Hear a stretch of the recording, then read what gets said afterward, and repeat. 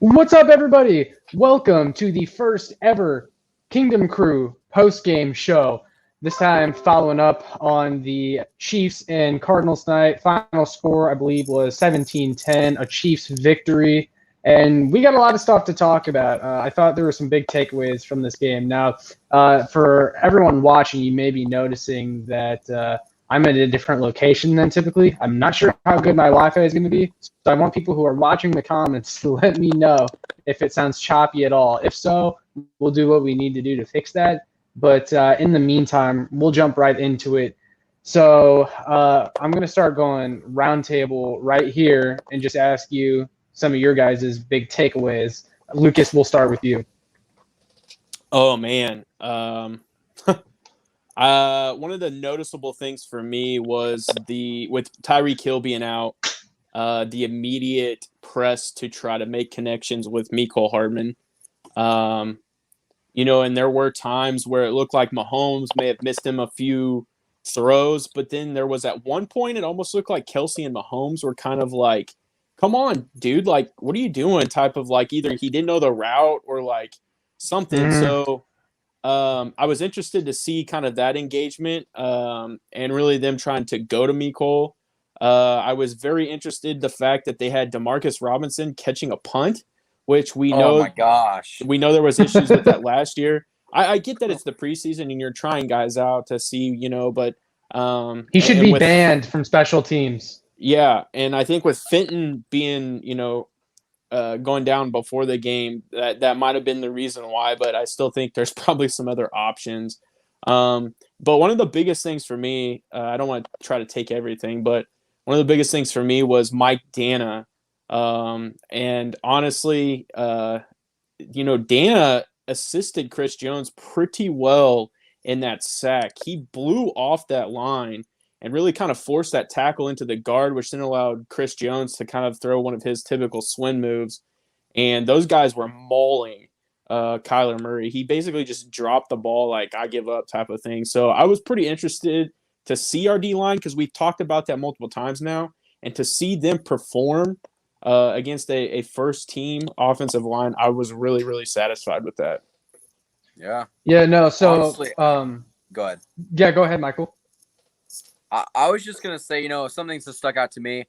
I honestly think that Mecole played pretty well. I think that Pat actually looked pretty meh on those throws.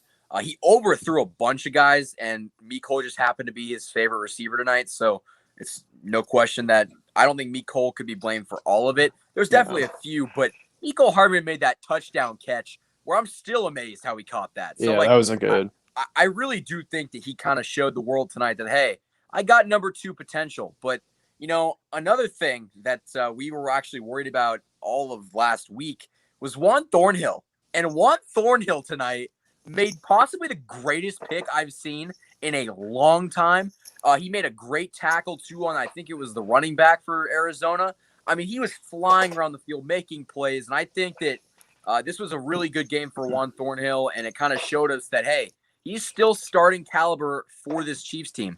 And I think that the last thing would probably be my love for Jerick McKinnon has grown. I mean, I've always liked the guy, but I think he genuinely could be the number 2 running back on this team. We're gonna have to wait and see. I know Clyde suffered an ankle injury, but I don't really know what else to say. I mean, Jerick McKinnon looked great, and Darwin looked good too. Hey, Michael, the people in the back didn't hear you. Can you repeat what you just said again about Juan Thornhill, please? Juan Thornhill is going to be a stud. There you go. I've been a Juan Thornhill fan forever. I'm not saying you're not, but I've honestly, because Andy did say don't buy into the hype about him playing third string and all this stuff. And, there was a lot of people on social media that were like, is Thornhill okay? Is he injured? Is there things like that? I mean, there's a lot of people on social media that were doing that. And it's like, pump the brakes, guys. Like, he's going to be fine. Like, chill. Yeah. And another guy, and for that matter, Nick Bolton played a lot on the third string defense when they were doing practice. So, I mean, you never know. Okay, so I want to go back to Mecole real quick. Mecole, I'm not quite sure what to make of his performance because here's the thing. he was looking good in the beginning. They were getting him a lot of targets. They were getting him involved early, and that's good for him because you want to try to get his confidence up, and he was doing good. And then there were a couple of miscues by Pat. He kind of overthrew him, not McColl's fault. Then he started to screw up again, and then he had what maybe you could call a fluke kind of touchdown catch that I'm not sure how much credit we can give him for. No, like it was a great adjustment to make the catch, but like rarely ever are you going to get that kind of throw on a play like that. I'm not even sure that was the ball placement that was meant to be.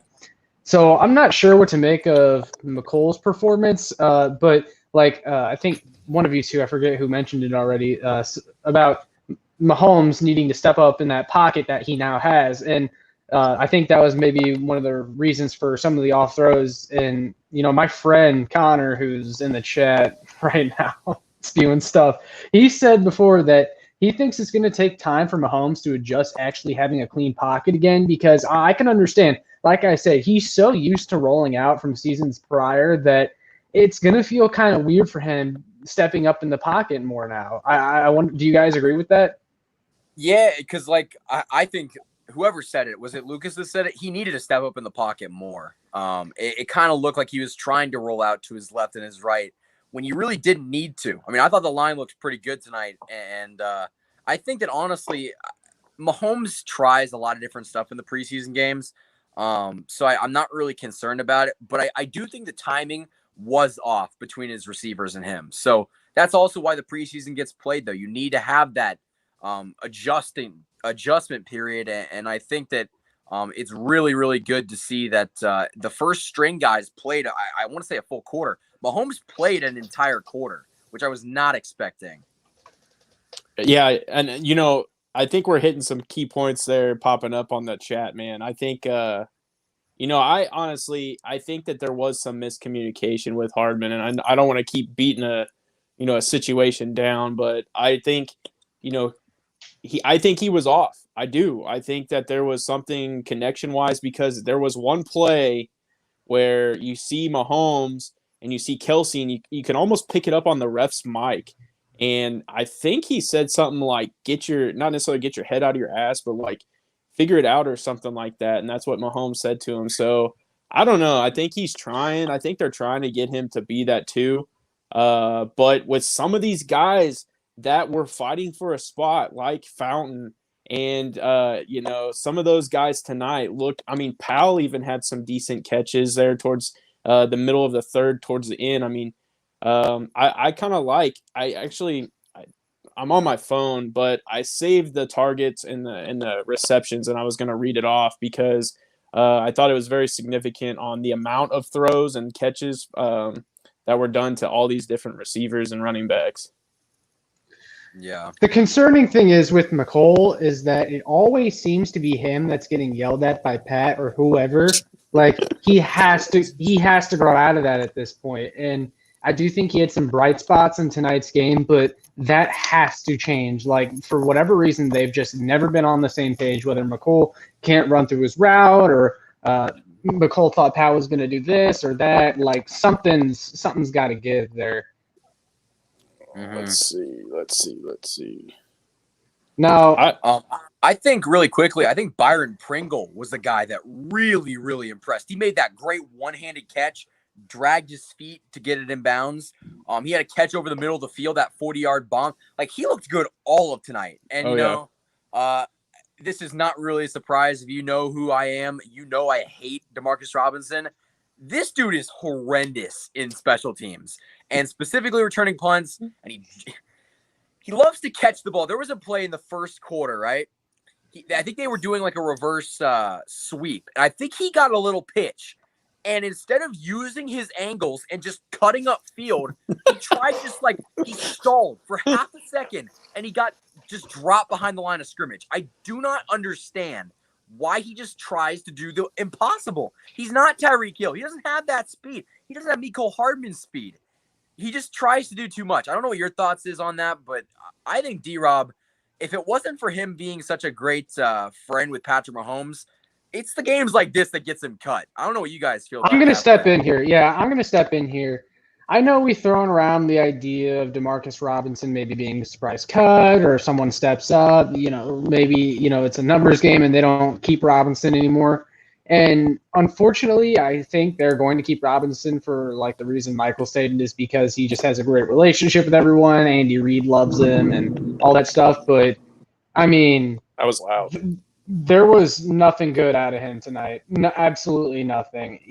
I'd much rather keep guys like Marcus Kemp, Maurice Fountain that have been getting better as receivers that have more upside and are also menaces on special teams. Demarcus Robinson, he needs to be banned from special teams, like I said. Yeah. This game, if there was ever a case to be made for Demarcus Robinson being cut, it's this game. Yeah.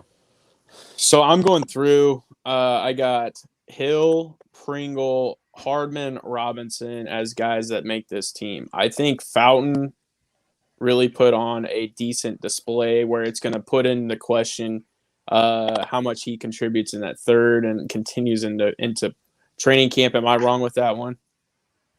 No, I agree. Okay, and then let's see, Cornell Powell. I got Powell making it. They seem to be really liking him.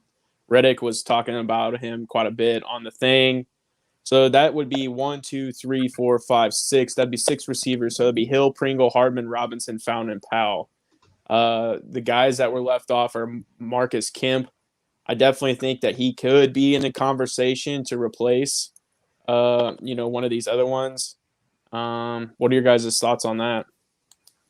I think Kemp goes to the squad, the practice squad, personally. I think Fountain is the more intriguing prospect at this point. I think he deserves it over Kemp. I think he's shown a little bit more, and I think he's shown that he's neck and neck with Kemp on special teams. I think if you gave the edge to Kemp, you're saying it's because of his special teams. But I think Fountain might be right up there with him. And, kind of a little bit going back, I think this game, it kind of showed that maybe the Chiefs should have made another move for a solid veteran wide receiver. I know they went after some guys and it didn't work out, but I think their depth at receiver, while it, could end up being pretty good depending on how some of these guys pan out, I think you saw a lot of, what could happen during the regular season tonight where there's just a lot of kind of meh out there with no Tyreek Hill. I mean, here are the statistics from tonight, though. Byron Pringle was 4 of 5 for 63 yards. Mind you, Byron Pringle played against a very good first-team defense, minus, obviously, J.J. Watt and a few others. There was a couple that were knocked out because of COVID. But, I mean, for the most part, that was their starting secondary. Byron Pringle goes off for 4 for 5 with 63 yards. Darius Fountain goes 3 for 3 with 54. I mean, those right there to me are eye-openers because Fountain put on a display, I think. I mean, he truly is wearing 82 the way 82 should be worn. And, he was catching balls going over the middle. He took a big hit. Yeah, I like what Fountain is providing. And I definitely think he's, Kemp 1 for 1 with a 36-yard, basically quick slant. Noah Gray 3 for 22, but they were kind of getting out of the receivers. DeMarcus 2 for 2 receptions out of 6 targets, and that kind of is an eye opener for 10 yards. Oh my gosh! So Cornell Powell 1 for 1 with 6 yards. That to me, that's a little frustrating, just because Powell only had 1 target. It looks like, but. I don't know. This is something I was going to ask you guys too. Again, we're seeing Michael Burton having a very significant role with the first team. Is he somebody that makes this squad? I think he'll make the squad. I don't know why he's running with the ones, but yeah, he'll make the squad. I don't think Andy Reid is going to sign a fullback and then cut him in Michael Burton. I think Andy wants to keep the fullback, and there's going to be a spot reserved for Michael Burton on this roster. Now, someone we need to talk about, though, Derek Gore is making a late push for this roster. I loved what I saw out of him tonight. I mean, I think, if there really is something wrong, I don't think there will be with Clyde. I think it's probably just more of a precautionary thing, and or Daryl for that matter, who did go into concussion protocol tonight. But we'll see what happens. But I mean, I think first up would obviously be Darwin, just because. But I think Gore is definitely, if considered, probably somebody that goes onto a practice squad. I mean, he did play for the Los Angeles Chargers for a little bit, so he has some of that experience. But yeah, it'd be interesting to see. I mean, he looked pretty shifty out there too, but again, when he was doing that, it was also against a very much later into the game defense. But I mean, some of these guys are putting on gonna make it hard for sure. Yeah. Now, yeah, no, I agree. Real quick though, so one of our viewers, Slim is Chillin', he mentions Fortson looked good again. Not really so much in the passing game, but they highlighted a couple of his blocks tonight, and that was all of our big concern with Fortson is, can he come along enough in blocking that it makes it harder to cut him and over like a Blake Bell. He looked great blocking night. You can definitely see the improvement. Mm-hmm. And that was really important, like you said. If he wasn't going to improve as a blocker, he wasn't going to make the team. He needed to be Fortson, unfortunately, needs to be able to do a lot of things well to make this team, because he doesn't have the stock that a Blake or Noah Gray does, or even Blake Bell, who came in on a pretty not expensive contract, but they're paying him some money.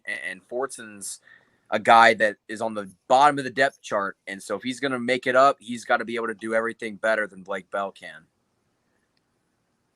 I mean, I think with the way he was blocking tonight, I think that does put into question a little bit of how much Blake Bell could contribute, just because we know he's not going to be that go-to pass catcher where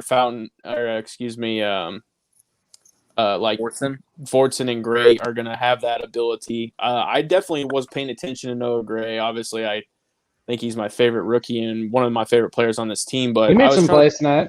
And I was trying to watch his blocking, and I definitely think he is a decent blocker for sure, because he was out there with right at the very end of the ones, pushed all through the twos, and was kind of bleeding into the third quarter, and then they started kind of pushing some of the others out there. But he played a big chunk of this game, so I was for sure excited to see how this tight end group really kind of played.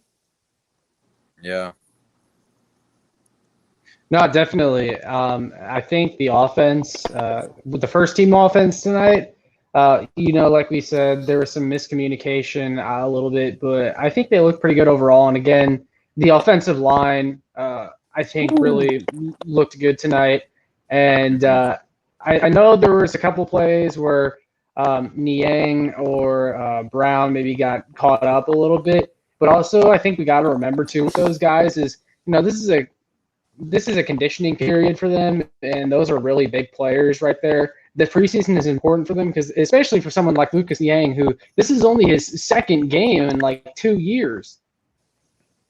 Yeah, and honestly, and I put this on Twitter, and I know Lucas gave a lot of credit to Mike Dana. I'm going to throw the credit to Chris Jones, because I just think that obviously Dana did something on that play, but with Chris Jones out wide, and I said this kind of as a joke, but this dude could get 20 sacks this year. Like no one is going to be able to stop him on the edge. He's way too big. And I think that honestly, like in the first 2 preseason games, he's had like 2 sacks. So what do you think Chris Jones is going to do this year? Like, what is your ultimate total going to be for him? Well, real quick, and Lucas, I'm sure you have something to say about that, but I think someone on Twitter pointed out tonight that the Defensive Player of the Year odds for Chris Jones right now are like plus 8,500. Bet the house on that right now. I mean, his competition for the most part every year is going to be Aaron Donald. So if he can find a way to outdo Aaron Donald, then I think he got a shot. And I think with Chris Jones, his sack came from the D tackle spot tonight. Dana was the D in, because I just went back and watched it. So, I mean, I think he's going to push. I think he's pushing a career year for sure. I think it's just because he has a lot more around him. Again, I know Josh is probably going to laugh at this, but this was a night without Frank Clark, and we understand that.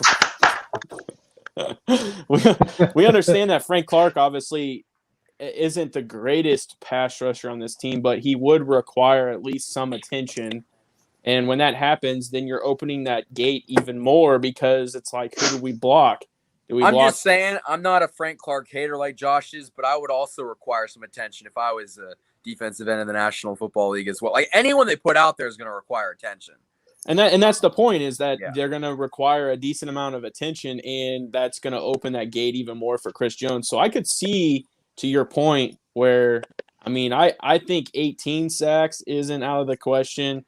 I think if he starts flirting with like 20, then something crazy is going on, and that's what we need. I mean, this defense has been a highlight, I think, in the preseason, and that's something that's been at least expected. I mean, DeAndre Baker was out there deflecting balls in the end zone, running with like late 2s, early 3s. So, I mean, there's just a lot of depth, and I think that's a significant thing. Hughes looks really good too. Yes, and that's, I think that's a big thing to keep an eye on is the secondary. I just think it's going to be very important, and if they can apply pressure, because they didn't apply pressure as much last year, if they can apply pressure, this is going to be an incredible season for the Kansas City Chiefs. Did Tyrann Mathieu play tonight? Yeah, briefly. Okay, I was going to say, I didn't even see him on the field. Very briefly. I know you guys kind of touched on it in the beginning, but I mean, with the secondary, Thornhill looked good tonight too, and he really needed that, and we all really needed to see that as fans, because I think Chiefs Kingdom was getting a little wary with Thornhill there for a minute. So the athleticism that he showed off on that interception, very refreshing to see. Yeah. Well, I was going to ask you guys, because I was fantasy live drafting during like a little bit almost into the halftime. Did we see Warden at all, and did we see Ward at all? Travarius Ward actually looked all right. Yeah, he did. Tim Ward. I didn't see. Oh no, I did not see Tim Ward. I didn't catch him. And I was wondering. I heard Kalen Saunders is looking pretty solid, and I'm very critical. As Josh is critical with Frank Clark for a lot of reasons, I'm critical on Kalen Saunders because of where we drafted him, and just his contributions up to this point have been abysmal. So I've seen pretty positive things from him as a very good secondary option to Jerron Reed, who was applying pressure in that interior defensive line tonight, and then he filled in right after. Kalen Saunders filled in right for those guys right after that and was looking pretty solid too. So I'm super excited about this defense, guys. I'm a defensive guy. Even Josh Kando had a tackle in the backfield tonight and looked pretty good doing it. I'm kind of, my biggest concern with Kando, and I tried to pay attention to him tonight, was I think he is lacking in what Frank Clark is lacking, and that's like the ability to use his hands and break away like this. I think he's got to learn to understand this isn't college anymore, and you're facing professional linemen, specifically tackles. And so you're not just going to be able to do the same swim move every single time, because that's kind of what I was seeing. And then they were kind of just, blocking him like they should. So I'm kind of curious to see if maybe as he gets to his second year, if he can develop a little bit more shiftiness and a little bit more hand movement, we might have something special there. Definitely. Yeah. I will say though, one negative thing about the defense tonight, and we're going to get it a little bit later into some of the rookies and maybe some of the bottom of the roster guys that maybe didn't help themselves tonight. And Lucas, I know this has been your guy, but Devin Keys looked pretty rough, man. And he had another really bad big play tonight where he got exposed. And, I've said it time and time again, but with undrafted free agents, it's so rare for them to actually ever make the main roster. 99% of the time, they don't make the roster, and maybe one sneaks onto the practice squad, takes a couple years to become anything, and maybe becomes a low-end contributor most of the time. And with Devin Key, he's played far less than perfect, and I think he really hurt his chances of making the roster tonight. Yeah.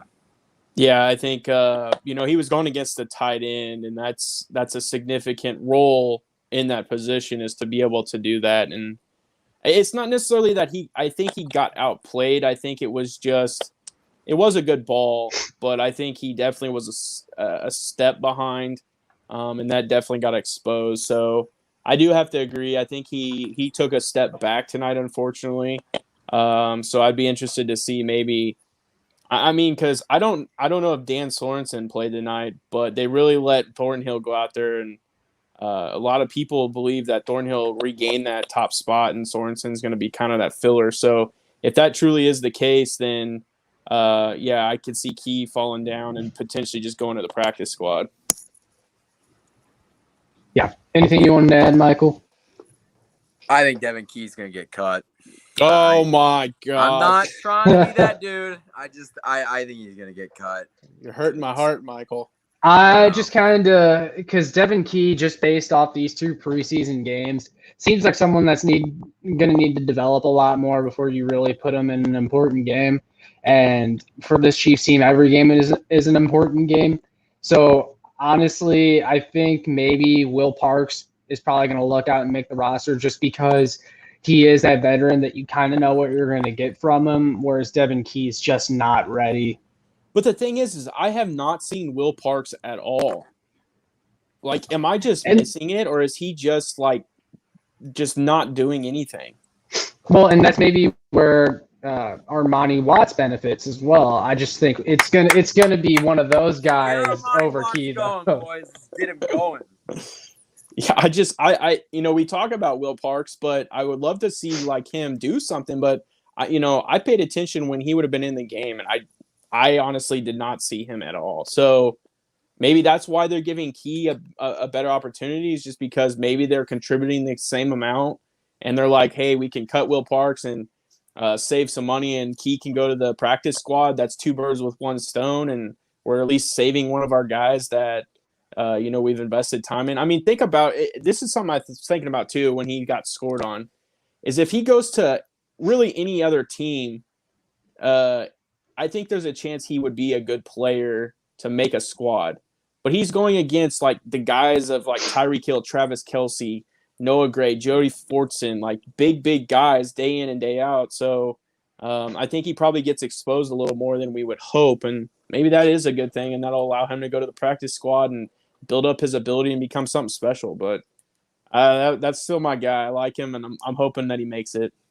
Well, you know what? I respect you for sticking with him because he's going to need it. Yeah, thank you. No, sticking with kind of some of these roster bubble guys. And look, maybe I'm being a little too harsh on him here, and the Chiefs have a plan for him that maybe we're just not aware of. But we mentioned it at the beginning too. Cornell Powell, just not a ton of action. And I'm starting to wonder when you see some of these other receivers on the Chiefs roster currently having really nice, impressive performances, I wonder if Cornell Powell truly does go to the practice squad. But the thing is if they tried to get him on the practice squad, I'm not sure he's going to make it to them. I think another team would pick him up, but I'm not seeing anything from him. And can you justify putting him on the roster over a Marcus Kemp or a Darius Fountain? I'm not sure. Yeah, you can. The 4th round. No, was he 5th rounder? Mm-hmm. Powell, 5th round draft. Yeah, pick. That justifies him making a roster. It's unfortunate. Oh, I don't even think it's unfortunate. I think that Cornell Powell is going to be a good receiver. It's just, I do think that the 5th round draft pick is enough justification to get him on the team. I'd gladly keep him over to Marcus Robinson at this point. Mm-hmm. Who's Prime Connor in the comments section? Prime Connor, that is the Connor that I mentioned. That is the most blunt Chiefs fan in Chiefs Kingdom. Gotcha. He's hating on my Devin Key. He's hating on my. It's all right, man. It's all right. This team, if our biggest worry is going to be Devin Key, I think we're going to be fine as an organization, as a football team. I mean, we're talking about players that could be good on any other team, and we're going to potentially cut them, and they're going to go be contributors at somewhere else. And I think that's what's significant is we're finally to the point where we have the depth that we want, and it's going to be tough. I mean, it truly is. Like, there's a lot of different things. Like, I think Alex Okafor is a very good cut piece, just because of what we're seeing from the younger guys. I mean, and plus we know he's injury prone. Like, there's definitely guys that are on the bubble that are very good veterans for sure. Absolutely. It's this Chiefs front office is going to have the hardest time that they've had in a long time deciding who to cut and who to keep. And I would not want to be in that position right now because a lot of people are going to be upset. Yeah. And I did hear tonight, though, too, that if you put LDT and Kyle Long on the IR now, they have to be on there for the full season. So they're basically going to have roster spots until the season opens up. Yeah, it's just a numbers game. Yeah, and so that's going to be interesting because those practice squad spots, I think, are they treating it like they were with the pandemic year where you can kind of interchange and pull them up and down like you did during the pandemic? Or are they, once they're on there, they're kind of on there? I'm not sure. And I believe also it's going back to the original practice squad size, which kind of upsets me. I kind of wish they keep expanded practice squads because, we talk about it all the time, how many guys we think might be on the bubble, but could definitely still make another team elsewhere. And there's so many guys that we like that may not make it that I would love to see stay on the practice squad, but there's only room for so many players. Oh, okay. Not to interrupt you, Michael, if you're going to say, it does say the NFL will carry over a series of 2021 roster rules designed to maintain adequate numbers of players are sidelined. It says the rules include expansion of practice squad to 16 players, including up to 6 who have more than 2 accrued seasons. So they are actually carrying it over. And it says that's good. Because I know it was teetering there for a minute, but so wait, would Jody great. Fortson even qualify for the practice squad? That's a great question because he would have been there twice already. Wouldn't this be his? Oh no, because it says more than 2 accrued seasons. Interesting. It says the ability to protect up to 4 practice squad players per week from being signed by other teams. That's interesting as well. Huh. Is that by that remember that wide receiver quarterback, or maybe it was tight end quarterback that we had? It was John Lovett or something like that a couple years ago. Yeah, John Lovett. He was kind of a fan favorite. Did he get just picked up by the Packers or something like that? Yeah, he was on the Packers, but I think the Packers cut him, and I'm not sure what he's doing nowadays. Well, I just asked because I guess the Chiefs didn't protect him. That's a good question. That I would have to go back and find out. All right. I don't know why that came up. I was just thinking about you can only protect a certain amount of players, but you have more players on the practice squad than you can protect. You know what I mean? Yeah, no. I did want to talk about a few more players kind of in particular tonight, but before I bring up kind of my guy, and I know we're all over the place really, but I want to give kind of all the players that really stood out tonight kind of their own little segment. But anyone else that you guys wanted to talk about? My quick thing, I didn't get to see Tommy Townsend punt. I know when me and Michael and Blake were up at camp, Townsend was not able to punt the football. I did see his first punt. I don't know. Did he do okay the rest? And then just to give Michael a hard time, Butker almost missed an extra point field goal tonight. Yeah, so I was worried there for a second. So, I was kind of curious. I was curious about Townsend tonight. Close only counts in horseshoes and hand grenades, Lucas. Doesn't matter. Well, if he's clanging and banging the uprights, Important thing is it's going in. Yeah, I just like give you a hard time. I like Oh, Butker. I was one pick away from taking him in fantasy, and some son of a gun took him from me. I will say though, now, I know we kind of touched on him a little bit earlier, but Jerick McKinnon looks so good, man. I'm so ready for him this season, and like I said, I predicted it since the day we signed him. This guy is going to solve our red zone offense issues because we got stalled a lot in the red zone last year. And what do you know? McKinnon has a touchdown in the red zone tonight. He's just such a Swiss Army knife out of the backfield, and he can block too. And Lucas, I know you enjoyed that if you did see it, but he absolutely depleted someone again on special teams.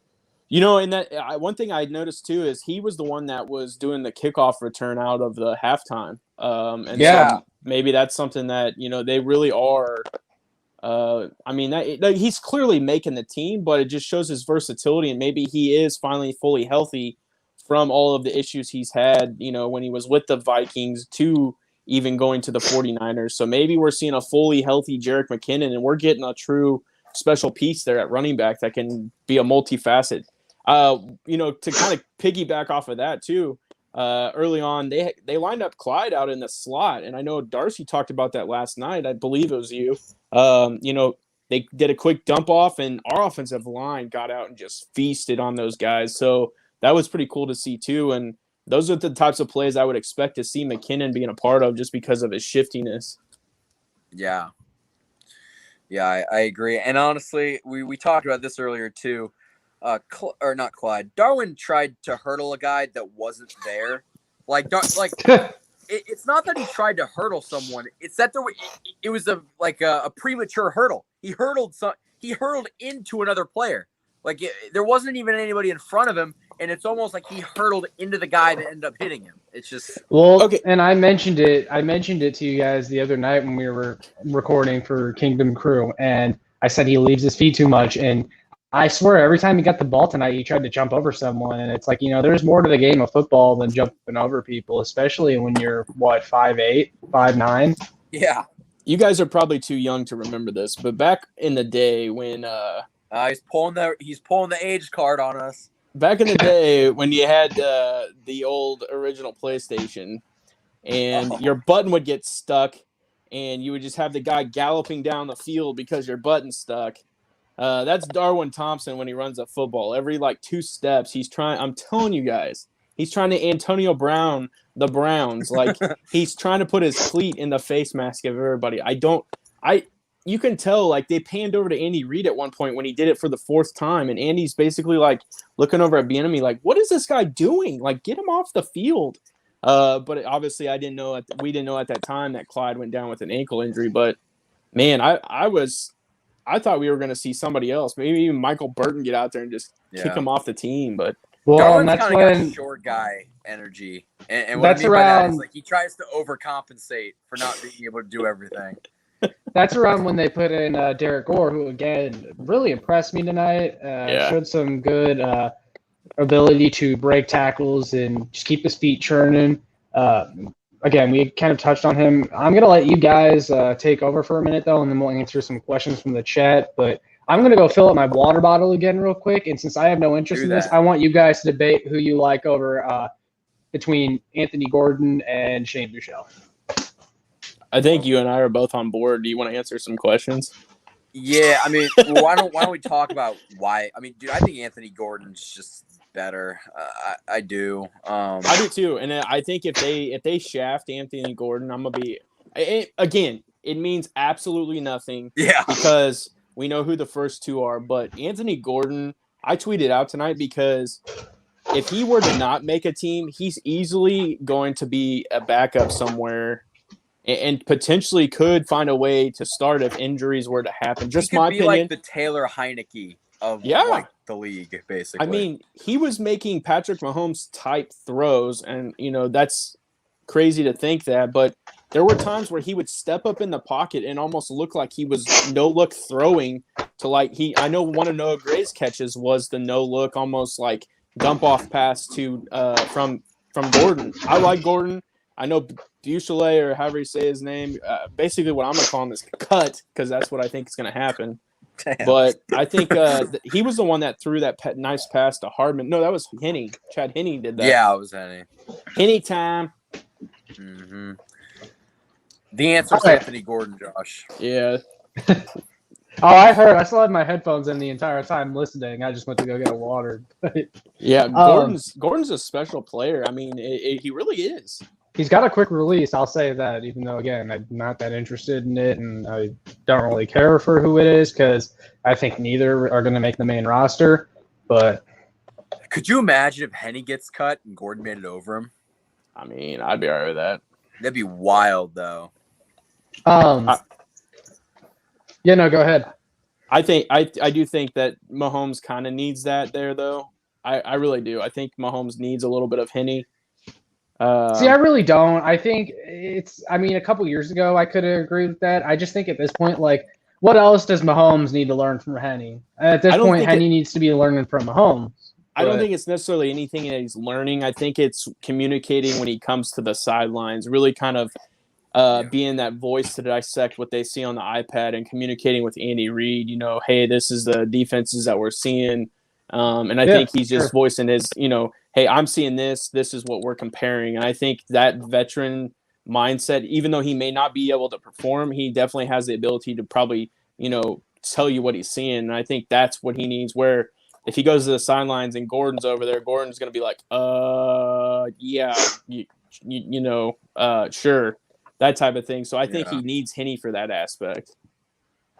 It's a fair point. Like, I think that, I agree with Josh, but I also agree with Lucas because, like, Mahomes doesn't really need anybody. I mean, but also Henne can kind of say some things to Pat that Andy Reid can't. And they were actually talking about that on the broadcast tonight, that Colt McCoy can say some things to Kyler Murray that Cliff Kingsbury could not. See, I'm telling you guys, it was on the radio the other day, and they were saying he looks up to Colt McCoy, and I'm like, I was right there with you, Darcy. I'm like, what the hell does he see in this guy? Why is it Colt McCoy? But it's because when, Kyler was coming up through the ranks in high school, Colt McCoy was having one of those years, I guess, or had just had one of those years, went on to Texas, and, everybody wanted to beat Colt McCoy, so.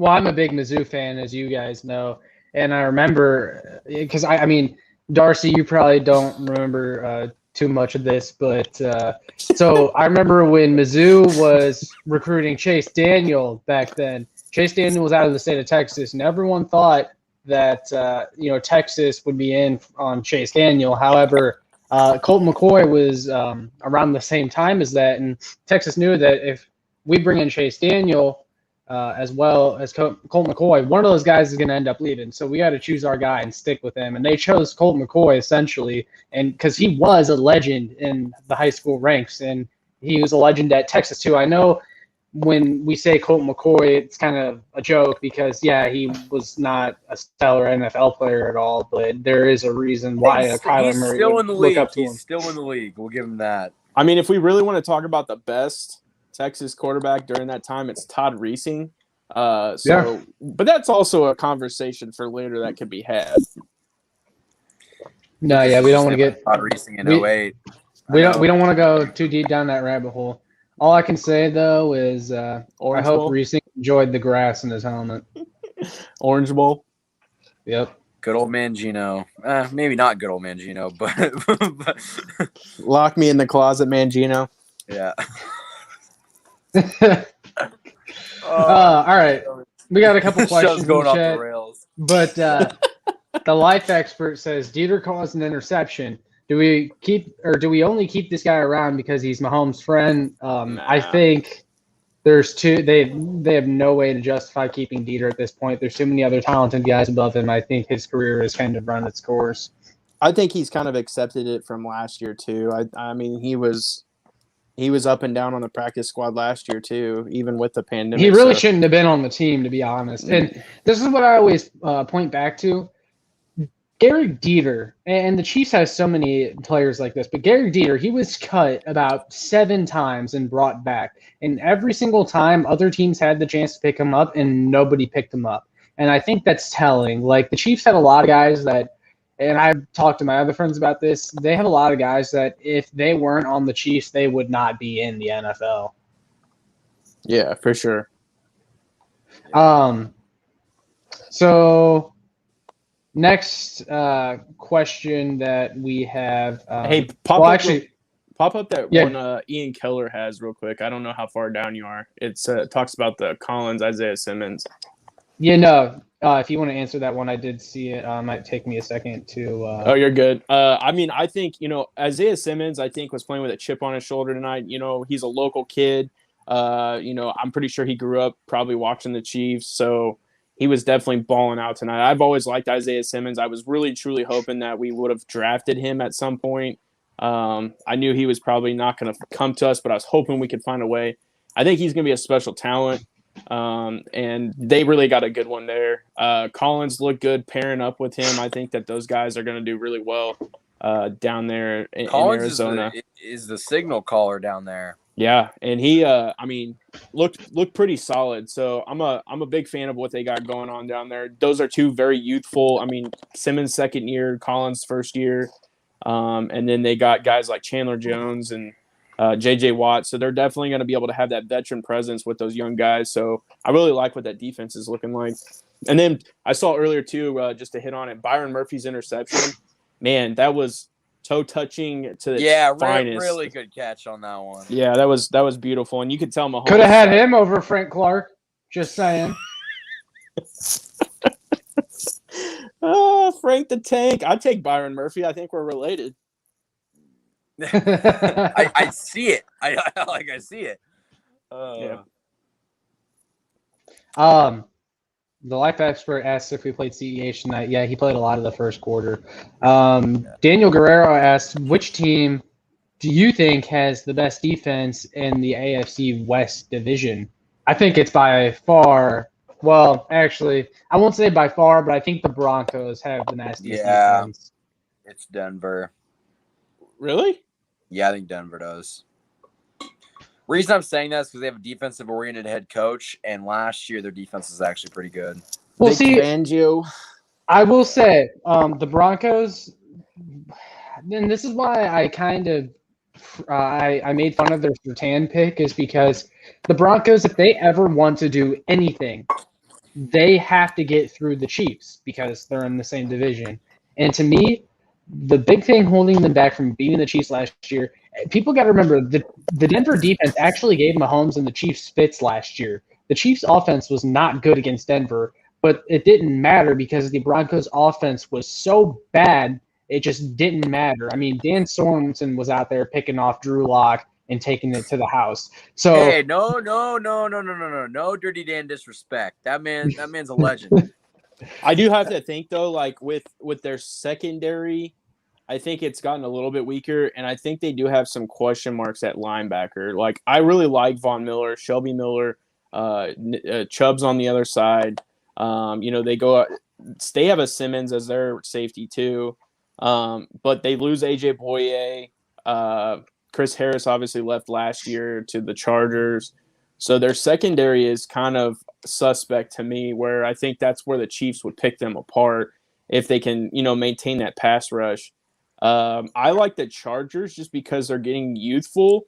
And I'm not saying they're the best by any means, but I think that they definitely supply a lot more. Kenneth Murray, second-year linebacker from Oklahoma. Derwin James picked off in practice today. They were doing a mixed practice today, and he had a pretty good pick. If he's healthy, that dude can lay the stick. And Joey Bosa if healthy. And I just think that I like the Chargers. If I had to pick a defense, I'd probably go Chargers, Chiefs, and then the Broncos just because of that questionable secondary. Just my opinion.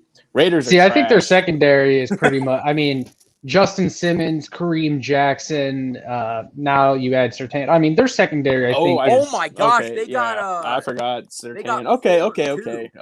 Okay. And that's why I say Broncos, and then that front four I think is, if everyone's back and healthy and everything, they're gonna look really good. I'm not too worried about their linebackers. I think they'll be all right in the secondary. Like I said, the Denver defense gave Patrick Mahomes and the Chiefs fits last year. So that's why I say they have the best defense in the AFC West. There goes Lucas dropping out again. I'm sure we can expect him back in a second. I was going to say, let's try to answer some of these questions. My phone's about to die, but I want to make sure that we can get on. So yeah, but that's why I thought Denver should have got Justin Fields when they had the chance. Thank you, Life Expert. Very much appreciated. Yes, sir. Get Josh the money. Let's see. What other questions we got? Oh, so the Life Expert also throws in, I heard Sorensen took the free safety one spot over Thornhill. Not after tonight, I don't think. I think Thornhill kind of solidified his spot once again over Sorensen. It's my Wi-Fi. It clearly explained it to me this time. So it's storming like all get out here, and yeah, it just cut out. You're fine. Yeah, I feel like this is a routine now. This has got to be a routine now. If I don't it's got to happen. And Lucas, if we get to the end of one of our episodes in the future and it still hasn't happened, just fake it. Just act like it happens. Yeah. It's got to be like the new thing. Yeah, we've created a tradition. It's got. Daniel Guerrero points out too, and I want to make sure we mention this. I don't want to spend too much more time on the Broncos, but they got Kyle Fuller this offseason too after he got released from the Bears. So yeah, that secondary is absolutely stacked. Yeah, I said that. I don't think anybody listened to me, but I'm used to that. You cut out. I said that earlier, but no one seems to listen to me. No, you're good. Yeah, that's my fault. I completely take back what I said about the secondary because I forgot that they drafted Surtain and Fuller, and that's an easy upgrade to what they had anyways. Because Boye, I think he just got actually suspended for 6 games because of PEDs, and then but you remember the secondary when they had Chris Harris and they had Aqib Talib, the 2 Kansas boys. Like that was a pretty nasty secondary. It was. Aqib Talib got traded to the Dolphins and just retired. Yeah. They both got washed up just like everything else out of Kansas. Oh, yeah. Okay. I got you. Yeah. I got you. Are there any more questions that we can get to? There's quite a bit. This is rolling right now. Yeah, Life Expert also says, and we kind of touched on it earlier, what was Gore's mindset when he ran out at the end? Also, overall, I think he played well. Thoughts? At the end there, not sure. I think he got confused by the first down marker for some reason, and he could have ran a little bit more vertically. But overall, yeah, he looked really good. And also, I think we also have to give credit to, once again, that second-team offensive line was even out there opening up holes for everybody. I think Gore was told to run to the sideline if possible and then sit down to let the clock run out, and he ran out of bounds.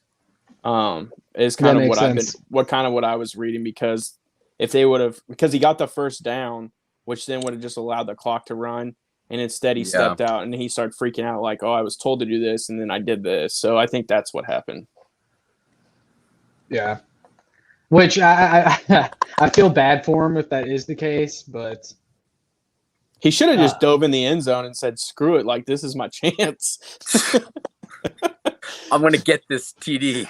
And then he should have went immediately to Twitter following that and said, like, he's questioning Andy Reid as a head coach. And I guarantee you he would have been on a roster somewhere else immediately. Yeah. Life Expert, he's giving us all kinds of questions tonight. He says, standout receivers tonight, ? How has Noah Gray looked? I say the standout receivers tonight, McColl for good and bad reasons. Pringle for sure. Pringle, I think, solidified himself. Robinson a standout for all the wrong reasons. Doris Fountain, I think, looked good. Fountain was my number one. Well, Pringle and Fountain were hand-in-hand number one. Yeah. And then Kemp looked good again, too, I thought. And then Noah Gray, I think he had a couple of nice catch and runs.